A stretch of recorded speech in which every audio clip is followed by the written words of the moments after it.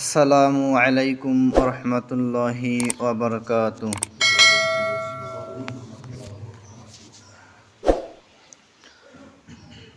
নাহমাদুহু ওয়া নাস্তাঈনুহু ওয়া নাস্তাগফিরুহু ওয়া নু'মিনু বিহি ওয়া নাতাওয়াক্কালু আলাইহি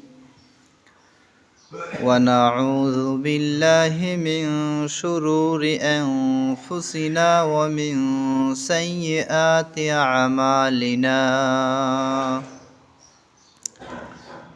من يهده الله فلا مضل له ومن يضلله فلا هادي له ونشهد أن لا إله إلا الله وحده لا شريك له ونشهد أن سيدنا ومولانا محمدا عبده ورسوله صلى الله تعالى عليه وعلى آله وبارك وسلم تسليما كثيرا. أما بعد فقد قال الله تعالى في كلامه المجيد وبرهانه التوحيد. أعوذ بالله من الشيطان الرجيم. بسم الله الرحمن الرحيم. يا أيها الذين آمنوا كتب عليكم الصيام كما كتب على الذين من قبلكم لعلكم تتقون. صدقت يا رب العالمين.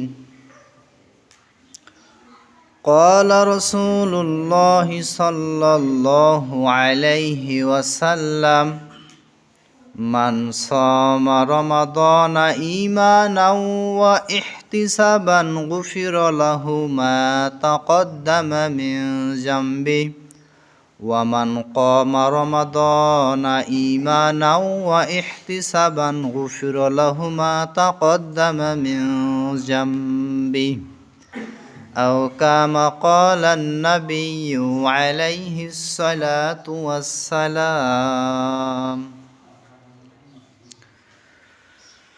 আলহামদুলিল্লাহ, সমস্ত প্রশংসা মহিয়ান গরিয়ান সর্বশক্তিমান আল্লাহ সুবহানাহু ওয়া তাআলা এর দরবারে, যে আল্লাহ পাক আমাদেরকে দুনিয়াবি কাজকর্ম থেকে অবসর দান করে যাচাই বাছাই করে পৃথিবীর শ্রেষ্ঠতম জায়গা আল্লাহর ঘর আর মসজিদু বাইতুল্লাহ আল্লাহর ঘরে আসা তৌফিক দান করলেন। নামাজের পূর্বে কিছু কথা দ্বীনি বয়ান শোনার তৌফিক দান করলেন। সে আল্লাহ পাকের দরবারে শুকরিয়া আদায় করি, সকলে বলি আলহামদুলিল্লাহ। লক্ষ কোটি দরুদ সালাম শান্তি রহমত বর্ষিত হোক আকায়ে নামদার খাতামান নাবিগিন সাইয়্যিদুল মুরসালিন বিশ্বনবী মহানবী শ্রেষ্ঠ নবী জনাবি মুহাম্মদুর রাসূলুল্লাহ সাল্লাল্লাহু আলাইহি ওয়াসাল্লামের উপর। সম্মানিত হাজিরিন, রমজান মাস চলতেছে, আজকে 6 রমজান। আপনাদের সম্মুখে আলোচনা করার জন্য সূরা বাকারা থেকে একটা আয়াত তেলাওয়াত করেছি। রাসূলুল্লাহ সাল্লাল্লাহু আলাইহি ওয়াসাল্লামের অসংখ্য অগণিত অমীয় বাণী হাদিস ভান্ডার হতে একখানা হাদিস পাঠ করেছি। ইনশাআল্লাহ হাদিস এবং আয়াতের আলোকে কিছু কথা বলা হবে।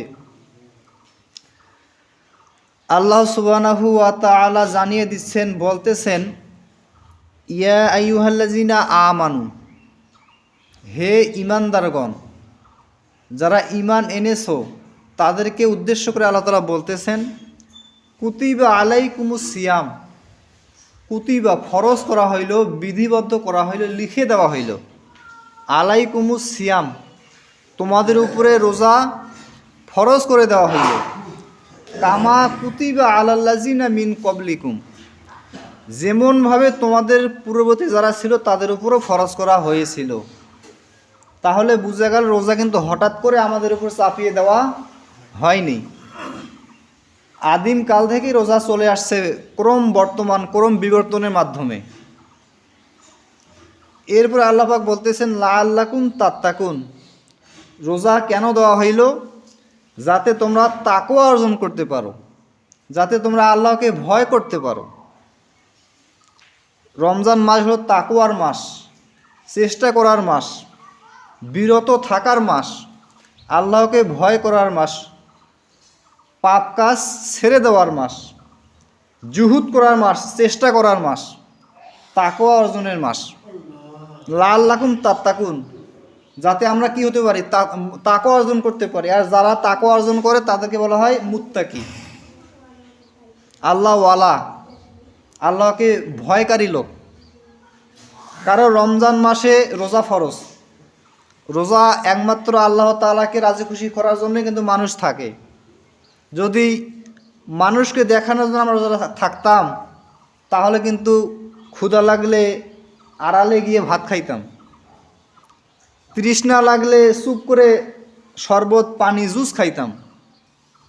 কারণ মানুষ তো আর দেখতে পাইতো না যে আমরা খাইলাম কি না খাইলাম। কিন্তু রোজা একমাত্র আল্লাহ তাআলাকেই রাজি করার জন্য আমরা রাখি বিধায় ক্ষুধা লাগলেও খাবার খাই না, তৃষ্ণা লাগলেও আমরা পানি পান করি না। এই যে একটা ভয়, আল্লাহ তাআলা রোজা দিয়েছেন আমাদের উপর, একটা ফরজ কাজ। এজন্য আল্লাহ তাআলা বলছেন যে লাআল্লাকুম তাত্তাকুন, এই রোজার মাধ্যমে বোঝা যাবে যে তোমাদের তাকওয়াটা কীরকম হইল, তোমরা আল্লাহকে কীরকম ভয় করতেছো, রোজা রাখতেছো কি না, গুনাহ ছেড়ে দিচ্ছ কি না।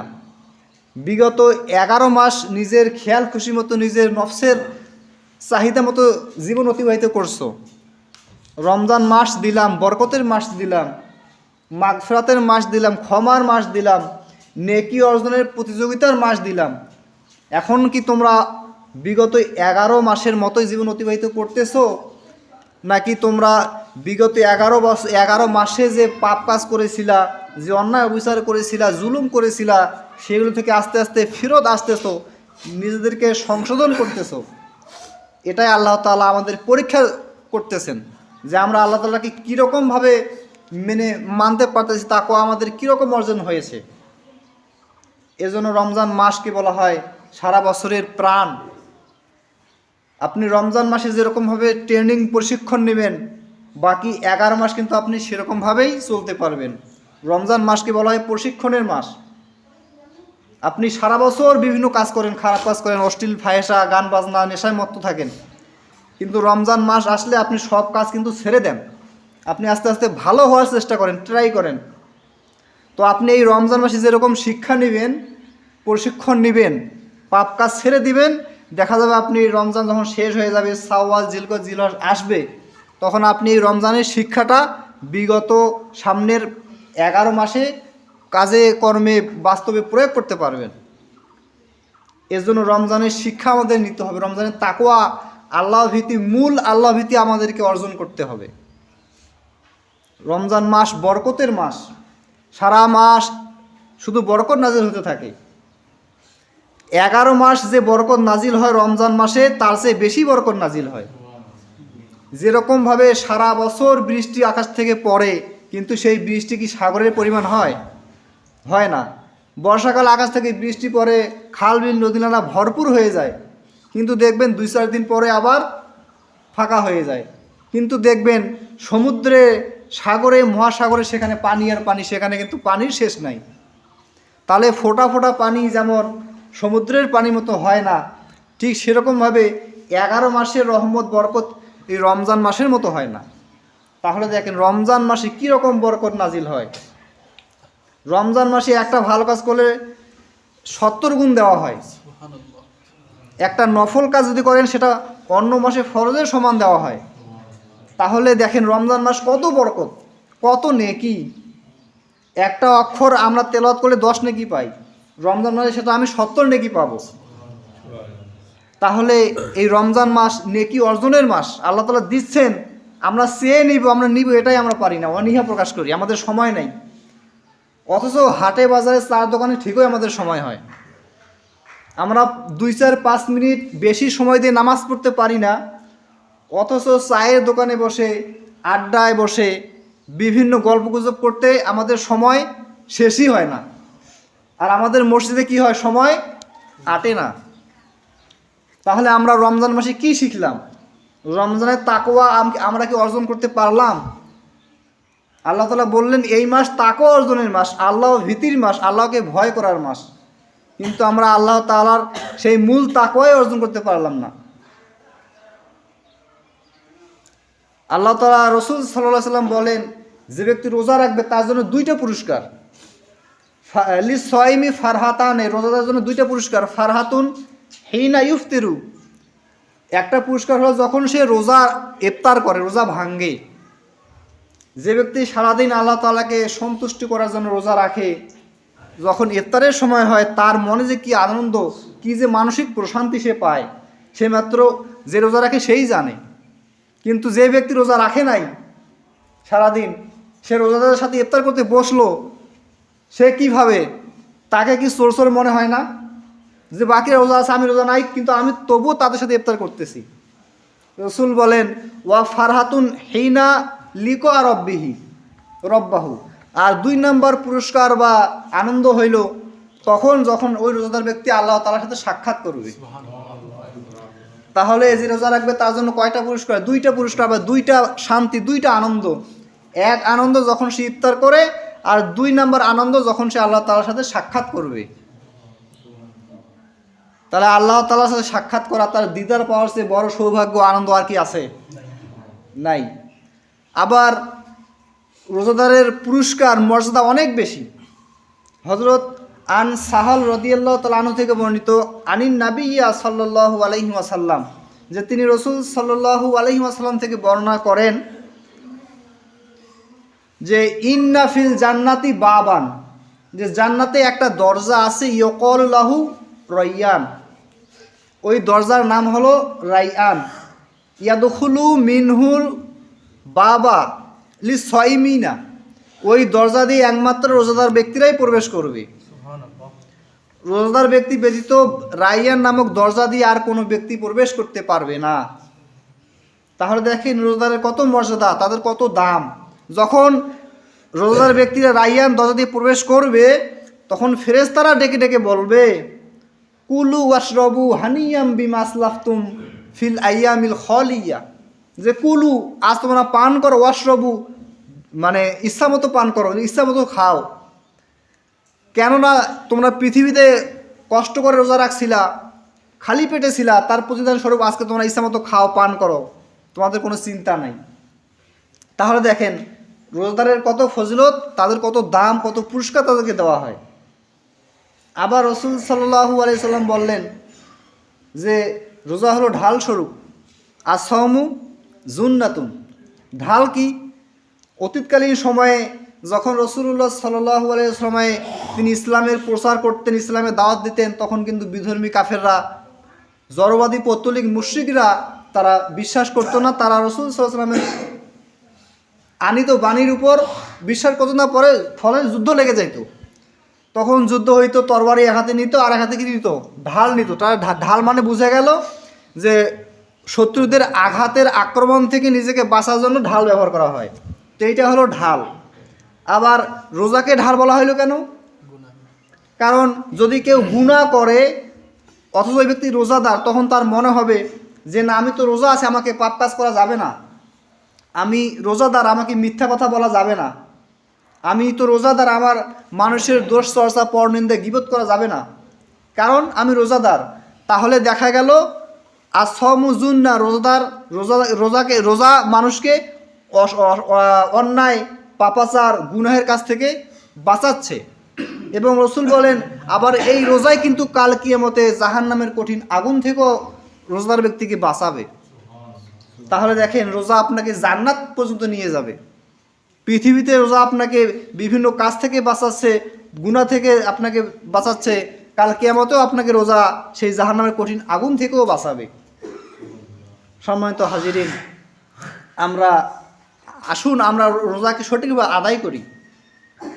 রমজান মাসে আর একটা বিশেষ আমল হইল তারাবিহ নামাজ আদায় করা। রাসূল সাল্লাল্লাহু আলাইহি ওয়াসাল্লাম বলেন, মান কমা রমাদানা ঈমানা ওয়া ইহতিসাবান গুফিরা লাহু মা তাকদ্দামা মিন জানবিহি। মান কমা, যে ব্যক্তি দাঁড়ায়, যে ব্যক্তি নামাজ আদায় করে, ঈমানের সাথে বিশ্বাস করে, ওয়া ইহতিসাবান এবং সওয়াবের আশায়। রসুল বলেন, মান কমা রমাদানা ঈমানা ওয়া ইহতিসাবান, যে ব্যক্তি রমজান মাসে ঈমানের সাথে এবং সওয়াবের আশায় রাত্রিতে দণ্ডায়মান হয়, অর্থাৎ তারাবি সালাত আদায় করে, কিয়ামুল লাইল আদায় করে, গুফিরা লাহু মা তাকদ্দামা মিন জামবিহি, আল্লাহ তাআলা তার সমস্ত গুনাহ অপরাধ মাফ করে দেন। তারাবি কিন্তু হাদিসের পরিভাষা নয়, এটা প্রথমে ছিল কিয়ামুল লাইল, রাতের নামাজ। রাসূল সাল্লাল্লাহু আলাইহি ওয়াসাল্লাম প্রথম দিন তারাবিহ নামাজ কিয়ামুল লাইল আদায় করলেন, মোটামুটি সাহাবী জমায়েত হইল। এর পরের দিন দেখা গেল সাহাবী অনেক বেশি হয়ে গেল, বৃদ্ধি পাইতে লাগলো আস্তে আস্তে। তখন রাসূল সাল্লাল্লাহু আলাইহি ওয়াসাল্লাম আশঙ্কা করলেন যে এই যে তারাবিহ নামাজ, কিয়ামুল লাইলের নামাজ, এটা ফরজ হয় নাকি ওয়াজিব হয়। এজন্য 3 দিন তিনি জামাতের সাথে আদায় করছেন। আদায় করার পর যখন দেখলেন প্রথম দিন একটু মানুষ জমা হইল, দ্বিতীয় দিন আরও বেশি হয়ে গেল, তৃতীয় দিন মসজিদে জায়গায় ধরতেছে না, তখন তিনি আশঙ্কা করলেন যে না জানি আল্লাহ তাআলা মানুষের এত আগ্রহ দেখে এই নামাজকে ফরজ করে দিতে পারেন অথবা ওয়াজিব করে দিতে পারেন। তখন তিনি এই আশঙ্কায় পরে আর কিন্তু জামাতে তারাবির নামাজ আদায় করেননি। এই যে 3 দিন নামাজ আদায় করলেন, এইখানে কোনো রাকাত সংখ্যা উল্লেখ নাই, 2 রাকাতও নাই, 5 রাকাত, 8 রাকাত, 10 রাকাত, 20 রাকাত, কোনো রাকাত উল্লেখ নাই। শুধু বলা হয়েছে রাতের নামাজ মাসনা মাসনা, 2 রাকাত 2 রাকাত 2 রাকাত, যত ইচ্ছা তত পড়েন। এরপরে রাসূল সাল্লাল্লাহু আলাইহি ওয়াসাল্লাম ইন্তেকাল করলেন। তারপরে কার যুগ আসলো? খোলাফায়ে রাশিদিন, 4 খলিফার যুগ আসলো। আবু বকর রাদিয়াল্লাহু তাআলা আনহু খলিফা খেলাফত লাভ করলেন। তিনিও কিন্তু রাসূল সাল্লাল্লাহু আলাইহি ওয়াসাল্লামের মতোই 2 রাকাত 2 রাকাত করে নামাজ আদায় করতে থাকলেন। কোনো রাকাত নির্দিষ্ট করলেননি, সময়ও নির্দিষ্ট করেন নাই। এরপরে আবু বকর মারা গেল, আসলো কে? হযরত উমর রাদিয়াল্লাহু আনহু। তিনি দীর্ঘ 12 বছর খেলাফত পরিচালনা করেন। তার সময়ও প্রথম যুগে রসুলের মতো আবু বকরের মতোই তারাবির নামাজ আদায় চলছিল। এরপরে তার খেলাফতের শেষ সময়ে দেখলেন যে মসজিদে প্রবেশ করলেন, এক সাহাবী ছিল, তার নাম ছিল, নাম এই হয়তো মনে নাই, তো মসজিদে প্রবেশ করলেন ওই সাহাবী এবং ওমর দুজনেই। প্রবেশ করার পর দেখলেন যে বিভিন্নভাবে বিক্ষিপ্তভাবে নামাজ আদায় করা হচ্ছে। এখানে 5 জন লোক জামাত করতেছে, এখানে 10 জন, এখানে 15 জন, মানে একই মসজিদে 5-7টা জামাতে নামাজ আদায় করা হচ্ছে। এটা দেখে হযরত উমর রাদিয়াল্লাহু আনহু ভাবলেন, যদি আমি পারতাম তাহলে একজন ব্যক্তিকে সমস্ত মুসল্লি পিছনে করে নামাজ আদায় করার সুযোগ করে দিতাম। এরপরে একদিন হযরত উবাই ইবনে কাবকে সামনে রেখে সমস্ত মুসল্লিকে পিছনে রেখে তারাবির নামাজে জামাত আদায় করে দিলেন। তাহলে এখান থেকে কিন্তু তারাবির নামাজের জামাত শুরু হইল। এখনও কিন্তু রাকাত আসে নাই। এরপরে ইয়াজিদ ইবনে রুম্মান থেকে বর্ণিত এক হাদিস, তিনি বলেন যে হযরত উমর রাদিয়াল্লাহু তাআলা আনহু এর সময়ে 23 রাকাত নামাজ আদায় করা হইতো। কয় রাকাত? 23 রাকাত। 3 রাকাত বিতরের, 20 রাকাত তারাবিহের নামাজ। এরপরে তখন তারাবির নামাজে কোরআন খতম করারও রীতি রেওয়াজ তখন থেকে চালু করা হয়। কোরআন শরীফকে 540 রুকুতে ভাগ করা হয়। একদিনে 20 রুকু করে তেলাওয়াত করা হয়। 5-20-এ 100, 5-25-এ 20-25-এ 500 রুকু, এবং 2 দিনে 40, 20 দ্বিগুণা 40, 540, 27 দিনে খতম। এটা হযরত উমরের সময়কাল থেকে খতমের তারাবির রেওয়াজ বর্তমান অবস্থায় চালু আছে। এখন আসুন 8 রাকাত তারাবি নিয়ে। অনেকে বলে যে তারাবি নামাজ কয় রাকাত? 8 রাকাত। কিন্তু 8 রাকাতের সরাসরি কোনো হাদিস কি আছে? পাওয়া যায় না। তারা হজরত আয়েশা সিদ্দিকা রাদিয়াল্লাহু তাআলা আনহা থেকে হাদিস বর্ণনা করেন, যে বলেন যে রসুল সাল্লাল্লাহু আলাইহি ওয়াসাল্লাম 11 রাকাত নামাজ আদায় করতেন। কয় রাকাত নামাজ? 11 রাকাত। 3 রাকাত বিতির, 8 রাকাত কিয়ামুল লাইল। এখন এই হাদিসেই হযরত আয়েশা রাদিয়াল্লাহু আনহা বলেন যে এই নামাজ রসুল সাল্লাল্লাহু আলাইহি ওয়াসাল্লাম 12 মাস আদায় করতেন। কয় মাস? 12 মাস। শুধু কি রমজান মাস? তাহলে যে নামাজ 12 মাস আদায় করা হয় সেই নামাজ তারাবি নামাজ নাকি তাহাজ্জুদের নামাজ? আচ্ছা, এই তাহাজ্জুদের নামাজ 11 মাস আপনি তাহাজ্জুদ পড়লেন, আবার ওই তাহাজ্জুদ রমজান মাসে এসে তারাবি হয়ে গেল, এরকম কি অন্য কোনো নামাজ হয় যে আসরের নামাজ রমজান মাসে এসে 5 রাকাত 6 রাকাত হয়ে গেল? অর্থাৎ একই নামাজ বিভিন্ন সময় বিভিন্ন নাম হয়, এরকম কোনো নামাজ কি আছে নাকি? তাহলে তারা বলে যে রসুল সাল্লাল্লাহু আলাইহি ওয়াসাল্লাম তাহাজ্জুদের নামাজ, তারাবি নামাজকে তারা তাহাজ্জুদের নামাজ বলতো। তাহলে দেখেন, এই যে কি বলে কিয়ামুল লাইল, এটা রসুল সাল্লাল্লাহু আলাইহি ওয়াসাল্লাম যে 12 মাস পড়ছেন 11 রাকাত, এটা কি তাহাজ্জুদ না তারাবি? তাহাজ্জুদের নামাজ। কারণ যদি তারাবি হইতো তাহলে লা মাযহাবি শায়েখরা তারা 12 মাস কেন 11 রাকাত পড়ে না? তারা রমজান মাসে শুধু কেন 11 রাকাত পড়ে? অথচ রসুল সাল্লাল্লাহু আলাইহি ওয়াসাল্লাম কিন্তু 11 মাসেই 12 মাসেই পড়তেন। তো যদি আপনারা ওই যে কি বলে কিয়ামুল লাইল 11 রাকাত মনে করেন, তাহলে শুধু রমজান মাস নয়, আপনাকে সারা বছর 12 মাসে আপনাকে 11 রাকাতই নামাজ আদায় করতে হবে। তাহলে আপনার রসুলের হাদিসের উপর আমল করা প্রয়োজন, মানে আমল হবে আপনার। তাহলে আসুন, আমাদেরকে নামাজ আদায় করতে হবে ধীর স্থিরভাবে। তারাবি মানে কি? প্রশান্তি লাভ করা, ধীর স্থিরভাবে আদায় করা। আপনি 4 রাকাত নামাজ আদায় করলেন, এরপরে আপনি 4 রাকাত নামাজ আদায় করতে যে সময় গেল, এই পরিমাণ সময় আপনি বিশ্রাম নেবেন। তারাবি নামাজ আপনি ধীরে সুস্থে আদায় করবেন। আচ্ছা, বজলুর রশিদ মাওলানার নাম শুনছেন নাকি আপনারা? তিনি কিন্তু খুব ভালো ওয়াজ করেন, মানুষকে বোঝানোর জন্য বিভিন্ন উদাহরণ দেন। তিনি বর্ণনা করেছেন, তিনি বলেন যে আমাদের মসজিদে তারাবি নামাজ পড়া হয় মাত্র 30-35 মিনিটে হয়ে যায়। এখন সেই ইমামের তারাবি নামাজ দেখে মুনকার নকির খাতা নিয়ে বসে আছে। খাতা নিয়ে কি আছে? বসে আছে। ফেরেশতা বলে, আল্লাহ বলে যে ওহে মুনকার নকির, তোমাকে না পাঠিয়েছি মানুষের ভালো কাজ মন্দ কাজ লেখার জন্য, তো ওই যে ইমাম তারাবি পড়াচ্ছে তুমি লিখতেছো না কেন? সব কেন লিখো না? তখন ফেরেশতা মুনকার নকির বলে যে ওই যে ইমাম নামাজ পড়াইতেছে আলহামদুলিল্লাহ রাব্বিল আলামিন শোনা যায়, বলে দলিল শোনা যায়, মাঝখানে যে কি বলে আমি তো কিছু শুনতে পাই না, আমি লিখবো কি? তাহলে মানে বর্তমানে আমাদের তারাবির অবস্থা হলো এই রকম যে এত দ্রুত আলহামদুলিল্লাহ শোনা যায়, টানগুলো শোনা যায়, কিন্তু মাঝে কোনো আয়াত স্পষ্ট শোনা যায় না। তাহলে আপনার নামাজ, আমার নামাজ কবুল হবে কি না? অথচ রসুল সাল্লাল্লাহু আলাইহি ওয়াসাল্লাম তারাবি পড়তেন, কিয়ামুল লাইল পড়তেন, তার পা ফুলে যেত, লাঠির উপর দাঁড়িয়ে ভর করে তারাবির নামাজ আদায় করতেন। 3 ঘন্টা 4 ঘন্টা 2 রাকাত নামাজ হতে ফজর হয়ে যাইতো। আর আমরা 20 রাকাত নামাজ পড়ি, 1 ঘন্টাও লাগে না। তাহলে আমাদের নামাজটা কীরকম হচ্ছে এটা ভাবার বিষয়। আল্লাহ তাআলা বলেন ওয়ারাত্তিলিল কুরআনা তারতিলা, কুরআন তেলাওয়াত করো স্পষ্টভাবে ধীরে ধীরে। কিন্তু আমরা কি করি, যত জোরে পাই মানে আমরা মনে করি তারাবি মানেই তাড়াতাড়ি, অথচ তারাবি মানে ধীর স্থিরভাবে আদায় করা। তো আল্লাহ তাআলা আমাদেরকে নামাজ ধীর স্থিরভাবে আদায় করার তৌফিক দান করুক, রমজান মাসের ইবাদত করার তৌফিক দান করুক, আল্লাহ তাআলা তাকওয়া অর্জন করার তৌফিক দান করুক, আমাদের যাবতীয় আমলগুলি আল্লাহ তাআলা কবুল করে নিক। সকলে বলি আল্লাহুম্মা আমিন। ওয়া আখিরু দাওয়ানা আলহামদুলিল্লাহি রাব্বিল আলামিন।